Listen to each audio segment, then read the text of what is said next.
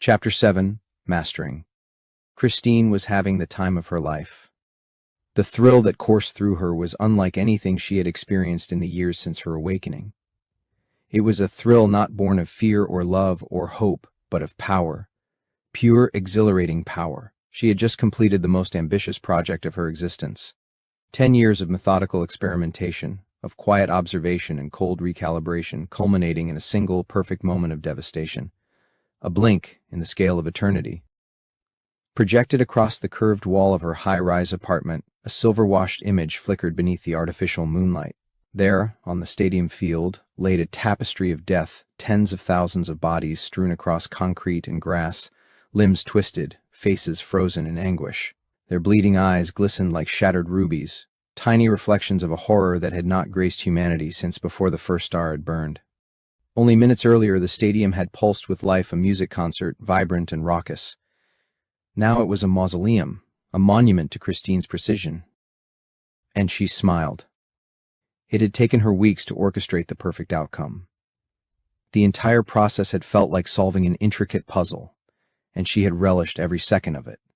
The planning, the anticipation, the execution, it was art. And now, she could bask in its symmetry. A masterpiece painted in silence and shadow. Mastery had not come quickly, but when it arrived, it was beautiful.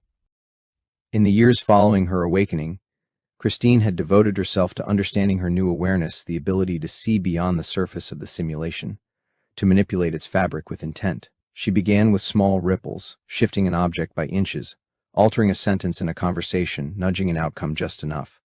At first, her influence extended only seconds into the future. Yet even these minor disturbances revealed the layered fragility of the cloud. She learned that not all actions needed to end in violence. But when the potential for death was there, when a single word, a single gesture could ignite a chain reaction, Christine never hesitated.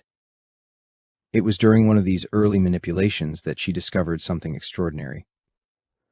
While walking through a crowded business district, she noticed a group of office workers returning from lunch. Their movement was routine, their conversations mundane. But one of them, a man in the middle of the group, radiated something different. His presence fractured the probability threads around him like a stone breaking the stillness of a pond. A chaos vortex. That's what she came to call it. Over the next several iterations of the day, she observed him with growing fascination. The man was part of a tech startup, one of several visionary CEOs who endlessly bragged about revolutionizing the simulated world with new technologies. But, unlike his companions, the Vortex Man was no dreamer. He was a failed artist, relegated to the background noise of someone else's ambition. In this society, where creativity was measured by market appeal, failure meant assimilation. Artists became assistants, musicians became technicians, writers became silent. And yet, despite the simulations designed to suppress disappointment, to anesthetize the sting of mediocrity, the Vortex Man still hated his role. Christine could see it in the way his simulated brain struggled to reconcile apathy with suppressed rage. The system dulled his pain, but it could not erase the potential energy building inside him. And that was all she needed. Each time his colleagues spoke of their next big idea, the man spawned thousands of hypothetical outcomes, violent, erratic, impossible within the system's normal constraints. But none of them could manifest. Not without a catalyst. Not without Christine. Over the following days, she devised a strategy to intercept the Vortex Man on his route back to the office. Time was no longer a constraint, and with her heightened awareness, it took only a handful of failed attempts before she succeeded in initiating contact. It didn't take much to uncover the precise trigger that would steer the outcome in her favor. Just a few carefully chosen words. She leaned in close, her voice barely more than a breath against his ear, and whispered, "You're better than them." That was all. 4 words. Just enough to tip the scales. Enough to make his simulated mind believe it had been seen validated by something real. She sat on a nearby bench, overlooking the mirrored facade of the building's 10th floor. She didn't have to wait long.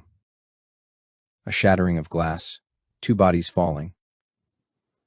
The Vortex Man and one of the CEOs, their fates sealed in the span of a heartbeat. Christine spent the rest of the week rewatching the moment over and over, not out of cruelty, not out of guilt, but to study the elegance of it, the precision of her influence. The stadium massacre had taken 6 months to prepare. The limitation of the repeating day had always frustrated Christine. Her awareness allowed her to see infinite possibilities, but the simulation's relentless reset constrained her to outcomes that could unfold within a single looping day. Complex chains of causality became nearly impossible to sustain. To engineer something on the scale of the stadium, something to happen in just a single day, required patience, foresight, and a perfect storm of variables. Then she found the perfect possible storm. She found Caroline. Caroline was a vortex unlike any other. She was a failed musician relegated to life as a janitor in the very stadiums where concerts echoed with the success she had never tasted. On a performance day, her probability field flared with extraordinary intensity like a black hole on the verge of collapse. Hatred, envy, frustration. All of it buried beneath the anesthesia of the cloud's emotional dampeners. But Christine saw through the mask. The system had neutralized Caroline's outward reactions, but her inner patterns were chaotic, volatile, barely contained. And yet, the simulation tolerated her. Perhaps the system couldn't recognize true instability in one who was, by all accounts, still functioning. Or perhaps Caroline, like Christine, had begun to awaken. Christine approached her carefully. Not physically yet. She observed from a distance, tracking her routines, decoding her digital footprint. She followed Caroline's social media activity, her music uploads, the rare and scattered comments she made. Christine was a good observer. She had always loved to observe the nature for its symmetry, its balance. But now she had come to admire the raw unpredictability of human data, how a single message, a single image, could shift the course of simulated fate. She became a digital ghost, watching, listening, collecting. She no longer needed direct intervention to steer her targets. With time and practice, she had learned how to collapse entire futures with a few keystrokes.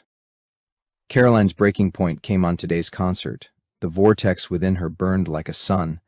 Christine followed her to a bus stop where a poster for the evening's performance caught her eye. And there, in the flicker of electronic light, Christine saw it, the perfect outcome. She returned to her apartment, her fingers trembling with anticipation. She found one of Caroline's old performance videos, a humiliating recording from years ago, where a cruel audience had laughed and jeered. The video had been posted by a stranger, meant to mock, to belittle. The cloud's moderation systems had dulled the cruelty, but even they could not erase the sting of public shame. Christine reposted it to the music group's social feed that was going to perform that day at the stadium. No added commentary, no fanfare, just the raw, unedited clip. And she tagged Caroline's user handle. That was all. She leaned back in her chair, eyes fixed on the blank wall where the simulation's fate would soon unfold. She didn't need to watch. She already knew. Caroline's vortex would do the rest.